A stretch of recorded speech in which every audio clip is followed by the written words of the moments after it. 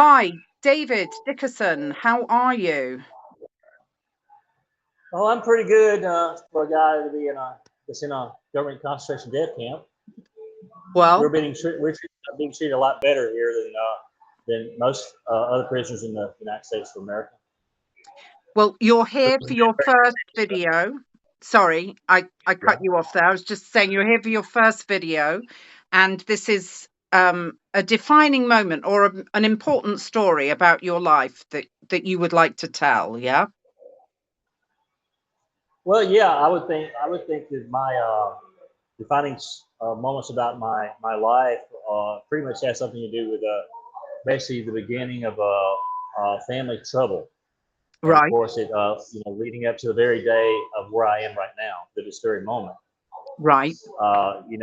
We've had my relatives have a book in the public library called Sullivan's Hollow. It's Sorry, about can blood you say the feuding. title again, David? It's called Sullivan's Hollow. It's about families that are blood feuding, and this blood feud's been going on for like generations now. There's been Right. like shootings and killings and house burning Oh my and word. framing people and just corrupting everybody and everything. That's subject to it, and And it's got is really that just bad. in Mississippi or is that somewhere else as well? It's in Mississippi. Yes, Right. it's in Mississippi. It's about a Mississippi family. Yeah, but Mm. my grandmother's side of the family was they were Sullivans, and of course, my grandmother, she married a Dickerson, and of course, guess what? Her husband, my grandfather Estes Dickerson, was shot in the back by an insane madman who was a mental patient, and he got away with murder. Of course, Oh that my fueled the goodness. blood feud even more. Yeah. And of course, it's been going on pretty strong ever since. That's Every now and then, terrible. there's got to be a killing. Mm, Well, it's the reason why my cases are my relatives in my cases are known as the mad cases, right. and that's what's made us infamously popular. And the reason why, and of course, I got dish out my own little slice of hell too, which is apparently really big, which makes me the star of the season in the family. Gosh, David, I mean it's a big story. It's Well, a big thing. I've not heard of it is. It's taken my mind a long time to wrap my mind around all the insanity and the confusion that makes it up. But it's I mean it has corrupted churches and governments and families and businesses and I tell you what, it has got downright dirty and rotten. I mean, people are using your own children to kill you. Uh, uh, wives cheating on their husbands and framing somebody else to cover it up. I mean, it just seems like every time it seems like these mental patients, it seems like they try to invite us into their problem, and when we won't go, they start slandering us to try to make us angry at them, so that we'll get angry at them and feud with them. And when we won't do that, then they either go and file false criminal charges against us, have us arrested, or they misguide someone else to do it, or even a bunch of people. I And mean, what we've been going this through a very long time. what has law enforcement said about this, David? What's the sort of the Well, comment? well, law enforcement around the area where I'm from, they're pretty lazy. They pretty much whoever has controlling interest in the claim decides what the truth is, even if it is a lie. And if you don't really have a lot of people to back you up, at least more people than the people that are opposing you, then you're in trouble. You're gonna go to jail. So it Goodness. gets kind of like really clannish. And if they get the government gun, the government shield, and the government immunity, get the government on their side, I mean, the government's going to burn you, and that's just the way it is. The government's Mm, very aware that it has created a small town corruption problem that's led to a corrupt government authorized murder or a death penalty against me. But even though they know that my particular case was put in the criminal justice system by incompetent, medically insane, criminally right. insane people, and one of which used to be in the state mental hospital at Whitfield, which is basically the insane asylum, Right. they still refuse to acknowledge that that what I'm trying to say is true. They don't want to realize that they put my case into the system illegally, unlawfully, but they did. So I should have never been arrested. I should have never been put on trial. Period. So so basically, they actually not only did they cover up the truth about another death, they also misguided 3 minor children uh, to take part in corrupt actions with them to have me, a protecting father, executed after I came out with 2 private security guards taking emergency custody of them. But they also left these 3 minor children with the persons responsible for their insane mother's death. Right. And so in where we're from, in some states, it's like child endangerment is like 25-year prison sentence. So the reason why they did all this because of the liability built up about me down in Hazelhurst, Mississippi, Copiah County area, and that is and like I say, they supported and protected it as malicious Mm. murder blood use for like decades, and because they did that, that makes them civilly and criminally liable right Mm. along with them, which means career suicide if they get exposed. And Right. so they needed some excuse to get rid of me, to destroy my credibility with the court. So they ended up charging, jacking up the claims. Uh, what happened to this lady? She actually blew herself up in a travel camper, but they said that I did. I wasn't even there. So they gave me 20 years for that. And then there was another charge, which was like armed robbery. Nothing was taken. It's basically an imaginary claim, which doesn't even exist in the real world. They gave me 40 years for that. And then the capital murder thing. I mean, the reason why you know, that could not be cleared up because they wouldn't cooperate with me on clearing it up. I could have told them, look, the people you're listening to are nuts. Right. I said, What was your one of them used to be where on a was your mental lawyer institution. in this, David? Where was your what was your Huh? lawyer's comments to you in this, David?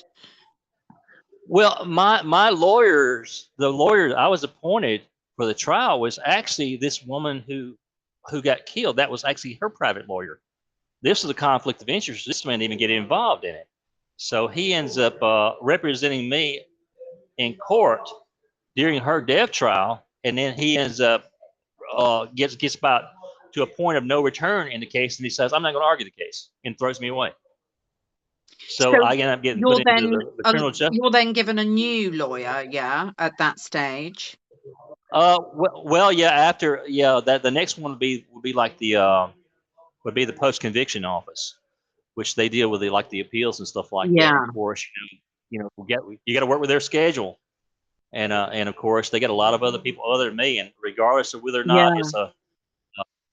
whether or not there's a threat to human life and public safety or not, they just don't want to take me seriously. Right. So like I say, they but anyway, that family actually had a very large lawsuit, and for some reason they can't. Nobody seems to want to tell them about it. I've tried to send people out for years to try to tell people about their lawsuits, but nobody wants to take me seriously. But Right. when the government, when corrupt public officials, when they charge you with something like capital murder, it makes it easier for law enforcement to find you. And if you ever try to go to public against them, they can use that to discredit you. So they Right. continue to keep on putting that garbage at me, try to make me look like the bad guy. But I'm Mm. the guy that went out with 2 private security guards to take emergency custody of minor children and give a sexually abused woman a way out of her trouble. And somehow I end up being the bad guy. We turned into the bad guy. So Mm. basically, father entrapment case, and they Mm. don't want to acknowledge that. They don't want to work with me, so they It, they it they they've done something that can career suicide them. I mean, it's a very complicated picture, David, and I mean, it's not easy to understand, is it? It's such a bizarre Well, scenario. it's basically kind of like this. If you narrow it all down to like basically just one little thing, how does the criminal how do criminals or corrupt action groups, how do they get the government to destroy felony crimes against them and basically uh, disqualify or kill off all potential legal threats against them. You know what I'm talking about? It's something it's called the science of stupid. Mm. They have to find stupid people, and there's plenty of stupid people down our way. but Oh uh, dear. but Oh uh, dear. the thing that says stupid is it is the secret, their success. Mm. But a lot of people think you can actually trust public officials, but a lot of them practice corrupt actions, and they will make Right. sport out of you. But Let's yeah, turn the clock back for a second, David. Let's turn the clock back if we can, to when you were sort of growing up as a young lad. What was your life like at home when and did you have any siblings? Do you have brothers and sisters? there are seven of us. I have there are like six boys and one girl, and Oh I'm the wow, second one. wow, The little sister, she's a medical nurse. Her name is right, Laura Rebecca. Of course, she's a Smith now. Uh, and of course, my oldest brother, he was in the United States Marine Corps. His name is Troy Dickerson. right. And of course, me, you know, I became I got into business ventures and private investigations and stuff like that. And of course, I Mm, did that for many decades, and just kind of playing, going through life playing adult Monopoly. I right, guess you could say that's what my thing was. right. But I And enjoyed it. can I ask you, was your childhood? Do you look back at your childhood with fondness? Did you have a good, happy childhood? Well, my grandmother was a magic woman. She was a medicine woman. But anyway, she's what a lot of people call a fortune teller. She had this magic cup that she could read your fortune in. And I tell Oh, you okay. what, it's really when she read mine. Yeah, she would steer this cup up, and then she'd like turn it upside down. And when she lifted it back up, it had a picture of your future, and it was a perfect picture too. And it's like just something like transform, and that thing is Mm, imprinted in my mind ever since. I've never been able to forget it ever. But anyway, she had some. To me, she was like some type of a spiritual mediator between basically the spirit world and human beings. But right, anyway, she was a lot of people would even consider her to be a type of witch. right. Some Sort very of like interesting mystical, things that happening sort of around. thing. Yeah, and Yeah, so that's the reason why I got, as far as my hobbies and my interests, I've kind of mine are kind of like an upgrade or even a building up of basically what her was like me. I'm working on a ministry called Magic of Life Supernatural Youth Ministry, and it's basically and of course it's got a lot to do with that. And of course I've got yeah. another program, Magic School Workshops, and of Yes, course we've I've spoken the basically before where about all your interest in the world of magic. I mean, that really fascinates you, doesn't it? That seems to be your real sort of niche. Well, it's because I actually found out it actually works for me. And and what magic really is. I mean, of course, there are different forms of what we call magic. You got entertainment magic and stuff like that. But Mm, to me, the proper definition for magic is the remnants of power left over from the creation of the universe. mm, That magic is basically inside of everybody and everything, including you. So mm, basically, we're a part of the magic already. We're basically standing in oceans of magic right now, but you're learning how to use that magic and harness that power and use it, to benefit yourself or other people. right, But use it wrong, it can be harmful. You know right, right. that can, And yeah. It's, sorry, I was just going to ask you. So you're sort of setting up, aren't you, a sort of a group that where people will be able to see your stuff to do with magic and hopefully have a little group and you can all talk about it and participate, that sort of thing. well, yeah. Basically, a lot of people are confused about that. Bottom line is, God created that too, Mm, and He put it on the menu of the universe. He wanted us to enjoy it, everything mm, from the axe head in the Bible talks about how the axe head flew into the water and it went to the right. bottom, and then this prophet come along and broke a tree limb off, and he threw it in the water, and then when he did, the axe head floated back up. To us, that's magic. Or even Mm, the story about the little cloud that rose mm, from the ocean, and as it rose up, it kept getting bigger and bigger and bigger and bigger until it became a ferocious storm. mm. That's to us, that's Yes. magic. So those all but of it's those stories, they do have a sort of a magical, mystical sort of quality to them. I was going to ask you, David, about your faith.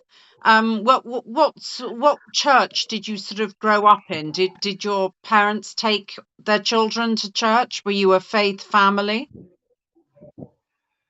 well, not really, not really until I became a teenager, and then we started going to First Church of the Nazarene in Right. Hazlehurst, Mississippi, and that's basically where I became a Christian. Of course, when that happened, even more spiritual manifestations opened up to me, but Mm, more like a positive, peaceful way, mm. But it was, but that was very interesting. I've actually had a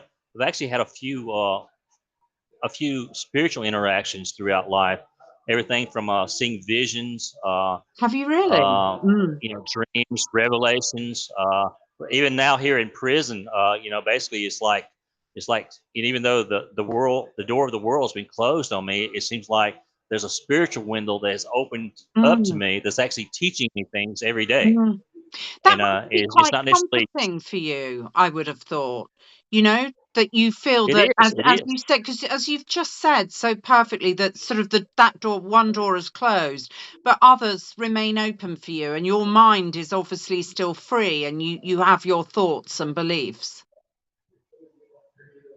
Right. Right. Mm, interesting. But it's definitely very interesting. But in the book of John, in the Gospel of John, Mm, it talks about how you'll need not that any man should teach you because you'll be taught by God. To me, that's what's happening.